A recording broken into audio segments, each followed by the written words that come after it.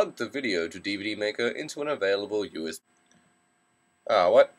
No. No! Let me just start by saying one thing. A game is a game, and as visually unappealing or as difficult as it may be, it's designed to do a few things.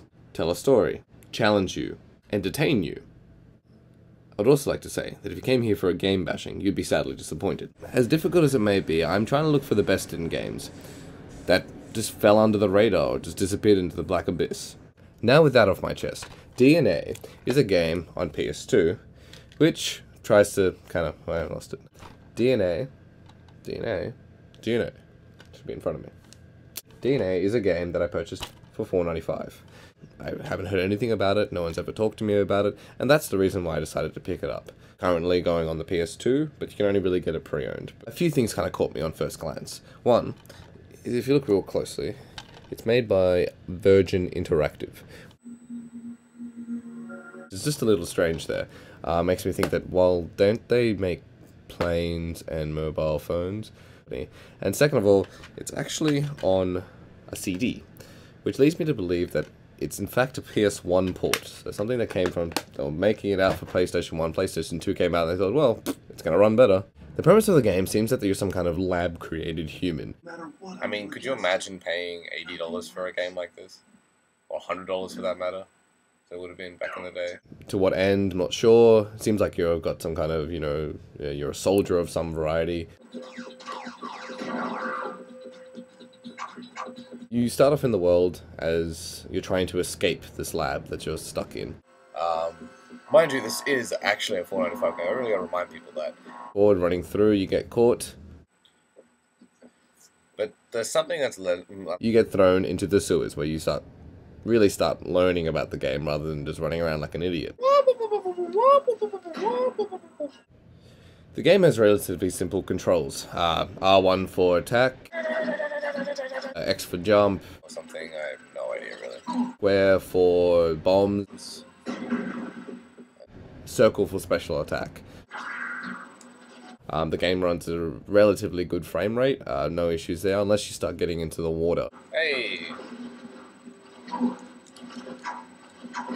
But it's not enough to be a big concern with the game. It doesn't really hinder too much, especially because you can just chuck bombs down and run like a crazy person.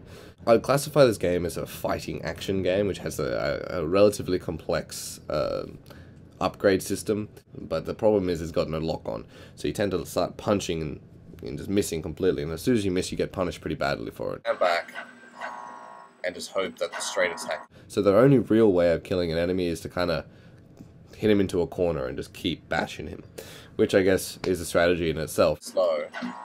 Another big thing that brings down this game is the inability to interact with objects correctly.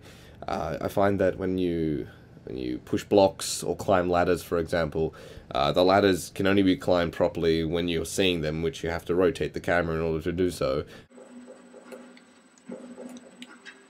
And the blocks you always seem to slide off them and run into an enemy of some variety, which is just a little frustrating. I guess it's another one of those things that was developed a little bit better in like the Zelda games and things of the sort, because in Zelda you kind of seem to attach yourself to the block rather than slide off it. Active sound, which is new to me. Also, a big problem with this game is its lack of explaining things. I find that when you're playing the game and, I never knew how to punch. I never knew that you could even jump, or let alone change anything, any weapon or some variety of... I knew nothing. The only thing it taught me was, this is how you throw a bomb.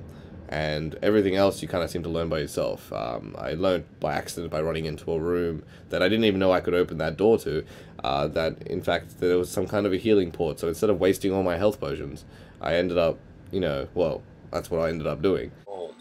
Which were previously unavailable. And there's a healing thing which is never explained. One last feature that I want to describe in this game is it's actually quite a cool feature, and it's the upgrade system. Now the upgrade system works that you can combo certain upgrades together, which they come relatively quickly considering I got 4 of them within an hour of play. Oh no, I think it was this way. EP, power, speed. You can combo them up to give yourself special abilities, which you can use with the ability button. Yeah, what's up? I still think it's a really good feature as it is, just because it actually puts a bit more, things in your brain. So all in all, I believe it's quite a fun game, but just amazingly frustrating. It's one of those kind of games that once you've beaten all your awesome PS2 games sitting at home on a rainy day, then you pick up this one, you're like, oh, it's a little bit of fun. And then if it becomes way too frustrating, you can just use it as a drink coaster.